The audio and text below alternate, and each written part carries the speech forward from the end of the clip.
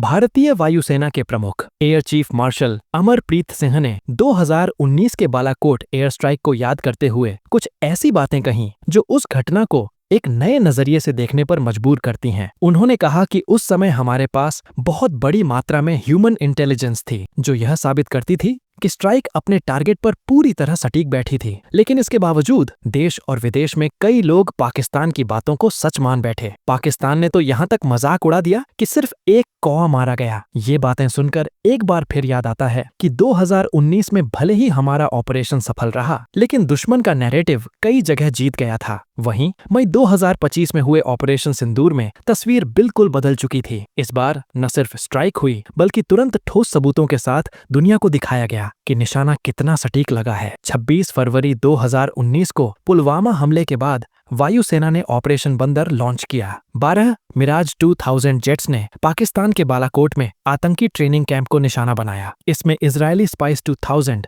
Precision guided बमों का इस्तेमाल हुआ। एयर चीफ मार्शल सिंह, जो उस समय एक वरिष्ठ अधिकारी थे, ने बाद में बताया कि सैटेलाइट इमेज में 3 अलग अलग इम्पैक्ट मार्क्स साफ नजर आ रहे थे। ह्यूमन इंटेलिजेंस रिपोर्ट भी यही कह रही थी कि कैंप को गहरी चोट पहुंची है, लेकिन पाकिस्तान ने पलटवार शब्दों और तस्वीरों से किया। उसने अपने मीडिया और अंतर्राष्ट्रीय पत्रकारों के सामने एक अलग कहानी रखी कि बिल्डिंग सुरक्षित है, बस कुछ पेड़ गिरे और एक कौवा मारा गया। इस कहानी को अंतर्राष्ट्रीय मीडिया ने भी छापा। यहाँ तक कि भारत में भी कुछ लोग सवाल उठाने लगे कि स्ट्राइक सफल हुई या नहीं। अब आते हैं मई 2025 पर। इस बार हालात और टेक्नोलॉजी दोनों बदल चुके थे। भारतीय वायुसेना ने 88 घंटे लंबा ऑपरेशन सिंदूर शुरू किया। टारगेट थे पाकिस्तान और पाकिस्तान ऑक्यूपाइड जम्मू कश्मीर में फैले 9 बड़े आतंकी ठिकाने। इस ऑपरेशन में इस्तेमाल हुए हथियारों के नाम ही बताते हैं कि स्ट्राइक का असर कैसा रहा होगा। फ्रांस का स्कैल्प क्रूज मिसाइल और भारत का स्वदेशी ब्रह्मोस सुपरसोनिक मिसाइल। स्कैल्प की रेंज 400 किलोमीटर है और यह मजबूत से मजबूत संरचना को चीर सकता है। ब्रह्मोस मैक 3 की रफ्तार से उड़ती है और 425 किलोमीटर दूर तक सटीक वार कर सकती है। इन हथियारों ने जैश-ए-मोहम्मद का बहावलपुर हेडक्वार्टर और लश्कर-ए-तैयबा का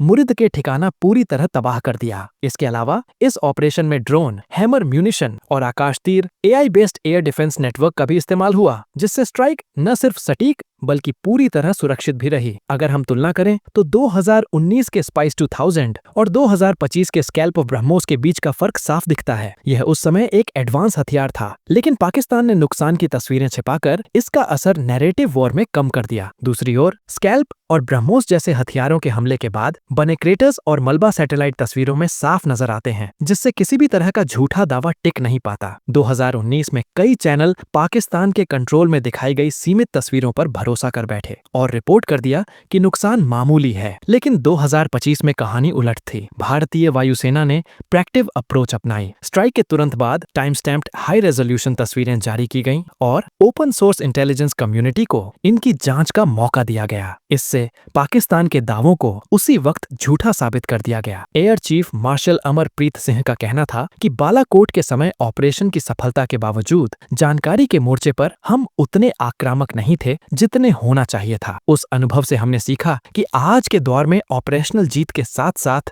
नैरेटिव वॉर जीतना भी जरूरी है। 2025 का ऑपरेशन सिंदूर इसी सीख का नतीजा था, जहां फिजिकल टारगेट भी खत्म हुए और दुश्मन की गलत कहानी भी धराशायी हो गई। यह बदलाव बताता है कि वायुसेना अब सिर्फ एक सैन्य शक्ति नहीं बल्कि एक नैरेटिव योद्धा भी बन चुकी है। अब वह सिर्फ दुश्मन के ठिकानों पर वार नहीं करती बल्कि उसकी झूठी बातों को भी उतनी ही सटीकता से गिरा सकती है। 2019 से 2025 का यह सफर भारत की प्रिसिशन स्ट्राइक क्षमता, टेक्नोलॉजी और सूचना युद्ध की तैयारी में जबरदस्त उछाल को दर्शाता है।